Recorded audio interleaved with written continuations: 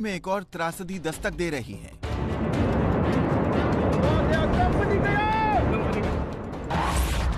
तबाही वाली ऋषिगंगा नदी के पास एक और वाटर बॉम्ब। ये दोबारा से टूटेगा और इसमें से फ्लड आ सकता है। देवभूमि में बर्बादी का टाइम बॉम्ब। इन सवालों की वजह बने हैं डॉक्टर नरेश राणा। यहाँ पे जो रौंठी स्ट्रीम है और जो ऋषिगंगा स्ट्रीम है उसके कॉन्फ्लुएंस के लगभग जस्ट ऊपर मैं यहाँ पे गांव वालों की हेल्प से यहाँ पे पहुँचा हूँ और मैं देख रहा हूँ कि जो फ्लड आया है वो बेसिकली ये क्लियर होता है यहाँ से कि फ्लड जो है वो रौंठी स्ट्रीम से ही आया है। डॉक्टर नरेश राणा गढ़वाल केंद्रीय विश्वविद्यालय में भूगर्भ विज्ञान के प्रोफेसर हैं। मौके पर पहुंचे नरेश राणा जो बातें बता रहे हैं उन्हें न सिर्फ सुनना जरूरी है बल्कि उन बातों पर वक्त रहते अमल करना भी उतना ही जरूरी है, क्योंकि वो चेतावनी दे रहे हैं कि ये त्रासदी अपने पीछे ऐसे निशान छोड़ गई है जिसका असर बहुत जल्द देखने को मिल सकता है।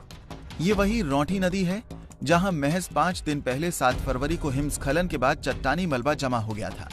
ये मलबा ऋषिगंगा नदी में मिला और उसके बाद जो हुआ उसे पूरे देश ने देखा। तबाही में अब तक 36 लोगों के शव बरामद किए जा चुके हैं। वहीं लापता लोगों की तलाश में रेस्क्यू ऑपरेशन चलाया जा रहा है।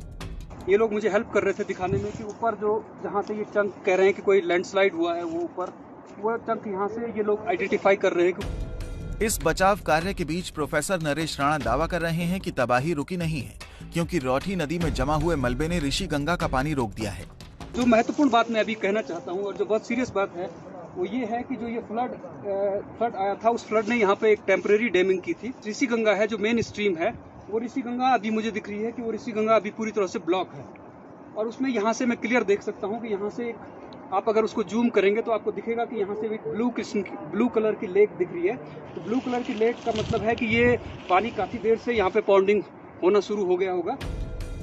प्रोफेसर का कहना है कि वो झील के आकार के बारे में कुछ नहीं बता सकते, लेकिन उन्होंने चेतावनी दी कि अगर इस झील पर वक्त रहते ध्यान नहीं दिया जाता तो आने वाले वक्त में ये बड़ी मुसीबत साबित हो सकती है।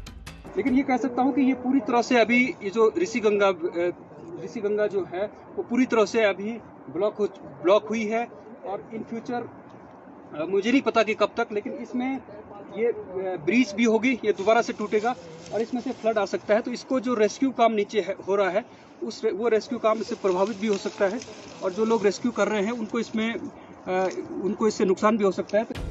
प्रोफेसर के मुताबिक ऋषिगंगा नदी में 7 ग्लेशियरों का पानी जमा हो रहा है। मलबा जमा होने के बाद बनी इस झील का हेली सर्वे बेहद जरूरी है। हेली सर्वे से झील के आकार का पता लगाया जाए। मलबे पर पानी का दबाव कम करने के लिए झील के पानी को नियंत्रित तरीके से निकालना बेहद जरूरी है। वक्त रहते स्थिति पर ध्यान न देना खतरनाक हो सकता है। ध्यान न देने पर यह झील कभी भी टूट सकती है और एक नई आपदा को जन्म दे सकती है। तबाही से उबरने की कोशिश में लगे उत्तराखंड के लिए प्रोफेसर नरेश की ये चेतावनी बेहद मददगार साबित हो सकती है। जरूरी है कि प्रशासन और सरकार इस चेतावनी पर ध्यान दे और सही कदम उठाए ताकि 5 दिन पहले मिला ये घाव नासूर में ना बदल जाए।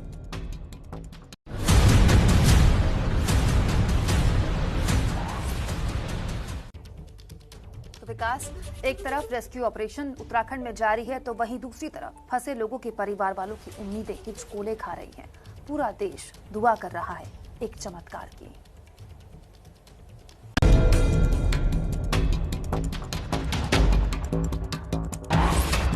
तबाही के 100 घंटे से ज्यादा बीते। टूट रही है लोगों की उम्मीदें। ये जिलात नहीं सकते, मरने वाले हैं, लेकिन हमको बाडी तो कम से कम मिल जाता तो संतोष हो जाता। कुदरत की मार, अब अपनों का इंतजार। 3 दिन हो गए तो उसका लास्ट दिन था वो, और उसकी छोटे छोटे 3 बच्चे हैं। गम में डूबे परिवारों का गुस्सा। क्या मशीन नहीं भेज सकते? क्यों वो हेलीकॉप्टर में आ रहे हैं यहाँ? क्यों इतना करोड़ों का खर्चा करें? वो क्या वो मशीन नहीं भेज सकते? हवाई जहाज वाला काम करो, मशीन भेजो। आज तक मिलने की संभावना नहीं है। बताइए, हम यहाँ से आए हैं 1000 किलोमीटर से। उत्तराखंड में रविवार को आई तबाही ने एक साथ कई परिवारों को तबाह कर दिया। जैसे भी अगर वो चले गए दुनिया से चले जानते, लेकिन उनकी डेड बॉडी तो मिल जाए, कम से कम उनके साथ लौट सके, सबर कर ले कि भाई हमें मिट्टी मिल गई उनकी। तपोवन में खुदाई का काम चल रहा है, लेकिन हर बीतते लम्हे के साथ लोगों की उम्मीदों की लौ भी मध्यम होती जा रही है। ये तपोवन टनल में काम करने वाले इलेक्ट्रीशियन विजय के पिता हैं। गोरखपुर में अपना खेत गिरवी रखकर अपने बेटे की तलाश में तपोवन आए हैं। बुजुर्ग पिता थक गए, लेकिन बेटे की कोई खबर नहीं मिली। हिम्मत जवाब दे रही है, कह रहे हैं कम से कम बेटे का शव ही मिल जाए। ये जिलात नहीं सकते, मरने वाले हैं, लेकिन हमको बॉडी तो कम से कम मिल जाता तो संतोष हो जाता। बताइए आप सर, बॉडी तक मिलने की संभावना नहीं है। बताइए, हम यहाँ से आए हैं 1000 किलोमीटर से, अपना खेत बंधक रख करके मैं 4 व्हीलर से जल्दी आया हूँ कि कम से कम बॉडी मिल जाएगी। बताइए, हम घर जाकर क्या पूछ रहे हैं, क्या कहेंगे? बताइए आप, बॉडी भी नहीं मिली, कौन सा मुंह दिखलाएंगे? बताइए आप। 3 दिन हो गए तो उसका लास्ट दिन था वो, और उसकी छोटे छोटे 3 बच्चे हैं जी।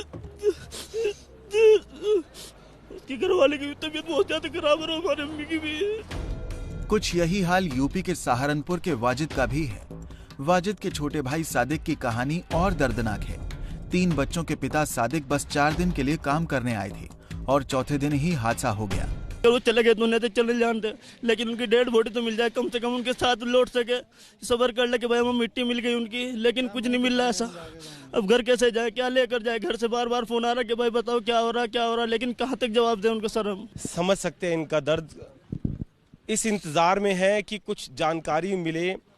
अगर बच्चा जहाँ भी हो, कम से कम घर वापस लौटे तो अपने बच्चे के साथ तो लौटे, उसके पार्थिव शरीर के साथ तो लौटे। ये पिता का कहना है, उसका दर्द आप समझ सकते हैं कि कहीं ना कहीं उम्मीदें जो है हर पल के साथ कम हो रही है। तपोवन टनल के पास सुमित भी अपने भाई अमित की खैर खबर के लिए 3 दिनों से भटक रहे हैं। अमित की एक 3 साल की और सिर्फ 1 महीने की बेटी है। परिवार में मम्मी है, भाभी है और भैया के 2 बच्चे हैं और एक मैं हूँ बस। बच्चे कितने बड़े हैं?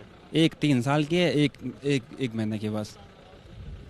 अमित की एक 3 साल की और एक महीने की बच्ची है, और पिछले लगभग 4 दिन से ज़्यादा बीत गए हैं, कुछ नहीं पता चल पा रहा है। और इसी तरीके से ये हाथों में उसकी मोबाइल में तस्वीर लिए घूम रहे हैं, भटक रहे हैं। हादसे के बाद लापता लोगों की तलाश के लिए टनल में खुदाई का काम चल रहा है, लेकिन 5 दिन बाद अब तक कोई कामयाबी हाथ नहीं लगी है। एयरफोर्स से लेकर सोनार तकनीक के सहारे तलाश जारी है, लेकिन अब तक नतीजा 0 ही है। गुरुवार को अचानक ऋषिगंगा नदी का जलस्तर बढ़ा तो रेस्क्यू ऑपरेशन रोकना भी पड़ा। ऋषिगंगा नदी में जलस्तर बढ़ने के कारण शाम के समय जो राहत और बचाव कार्य है, यानी कि ऑपरेशन टनल चल रहा है, उसको रोकना पड़ा था कुछ देर के लिए। और तस्वीरों में आप देख सकते हैं कि जो जलस्तर है वो अभी भी आपको थोड़ा सा बढ़ा हुआ नजर आएगा। हालांकि कुछ देर के बाद में जो ऑपरेशन टनल है उसको फिर से शुरू कर दिया गया। कुछ देर के लिए इसको रोका गया था और तमाम जो लोग थे उनको वहां से हटा दिया गया था।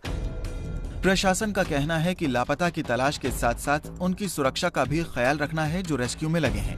ये मशीनें तो वो हम भी यही कर रहे थे और लग सकती हैं, तो उनको करें मैम, यही दिक्कत है कि ज्यादा मशीनें नहीं लगा सकते हम, क्योंकि अंदर दिक्कत हो रही है। और इनका टनल का भी ये नहीं मालूम कि ये कितनी मजबूत है। अभी भाई जो रेस्क्यू कर रहे हैं बेचारे वही नहीं फंस जाए, तो जो काम चल रहा है वो भी नहीं रुक जाए। तो हमें तो इनकी भी चिंता करनी है जो लगे हुए हैं। उत्तराखंड में रविवार को आई आपदा में अब तक 36 लोगों के शव बरामद किए जा चुके हैं, जिनमें से 10 की पहचान हो पाई है। 170 के करीब लोग अब भी लापता हैं। लापता हुए अपनों की तलाश में पहुंचे लोगों की आंखें पथरा रही हैं, उम्मीदें टूट रही हैं। टनल में खुदाई जारी है और हर पल के साथ इंतजार है कि काश अपनों की कोई खबर मिल जाए।